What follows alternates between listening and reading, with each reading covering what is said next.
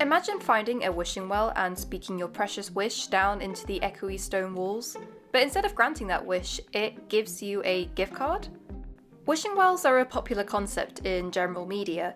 The term has roots in a variety of folklores and typically works through the wish being uttered into the well or through tokens such as coins.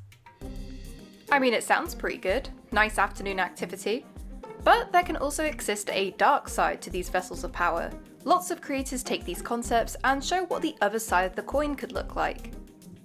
A wishing well that consumes your wishes or punishes you for it is a popular idea. It's already a part of what makes a wishing well a wishing well. You are technically feeding your wishes to it. It's just that instead of granting the wish with no problems, the well will, well, make it a problem. And I could also do something like that. But this darker side already feels like a huge part of the wishing well lore, and wishes in general. I want to try and explore the idea of a wishing well in a new light, still keeping the essence of the wishing well, but play around with the backstory a little. Wishing wells to me almost sound like suggestion boxes, a place where you may go to air your grievances and reveal what you truly desire, what would improve your life. Your wish wouldn't magically be granted, but measures would be put in place to make some improvements. Say there was this world ruled by powerful but elusive gods. They could cause natural changes in the environment, manipulate fate, and set grand ideas in motion. Despite this power, these gods didn't have a straightforward method of interacting with the people, who remain unaware of the gods' existence. Typically, gods wouldn't be interested in the insignificant, short lives of humans. But not these gods. They're terrible people pleasers.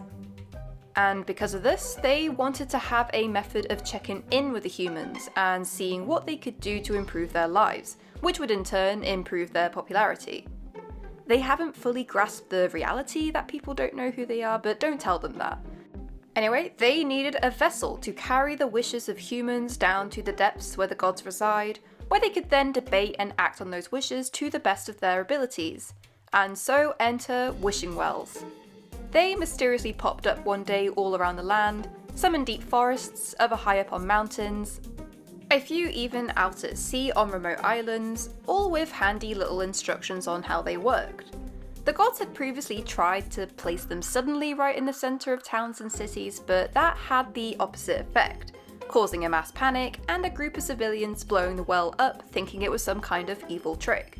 So they kept to more remote locations where people would just naturally come across them. Moving on, all you needed to do was speak your wish into these wells, and it will be recorded and sent to the gods' archive. From there, the gods will have several meetings where they play through all the wishes and statements made, then debate what they could do to fulfill those desires somehow, thus increasing their popularity. Now, when it comes to granting these wishes, there are limitations. Balance must be maintained, there are rules. The gods occasionally forget these, so at the start of every meeting they are read out as a reminder. Number 1. The wish granting cannot be too expensive. These gods have a finite amount of energies which gradually replenish over time. These energies can be used to manipulate environments and fates on the surface. Number 2. Energies cannot be used directly on humans and animals. Creatures who possess certain complexities can be extremely costly to manipulate, not to mention a little unethical, so this is usually out of bounds. The only exception in rare circumstances is small temporary mind control over a creature in order to continue a butterfly effect of a particular wish granting. For example, the gods could throw influence at a fish to jump out of the water, feeding a starving beaver who then goes on to build a massive dam which prevents massive flooding downstream which a village resident wished for. That kind of stuff. Rest in peace, fish. Number 3. Shared desires are prioritised. Say several people all had the same wish, for example complaining about their corrupt king. The gods would portion a substantial quantity of energies for the project of dethroning this king. Usually big plans such as these can be up to 300 steps long from start to end to get it to succeed. And number 4, all wish granting must have a full plan from start to finish, plus risk assessments and a theorised impact on popularity report. It then must be approved by the wish planner before being put in motion, and the energies are given to the project team leader. The wishes don't always go to plan. these gods can only influence, there's no guarantee of success.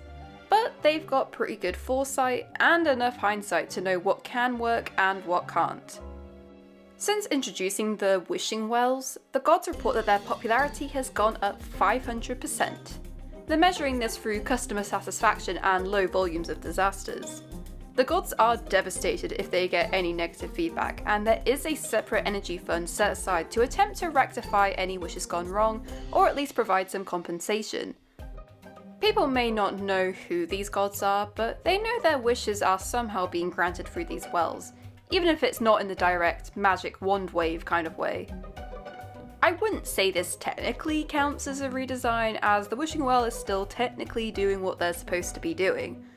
But I redesigned it in terms of providing new lore and world building. I do think it would be also cool to do a wishing well creature that eats your wishes, so maybe that's something I'll explore in the future as well.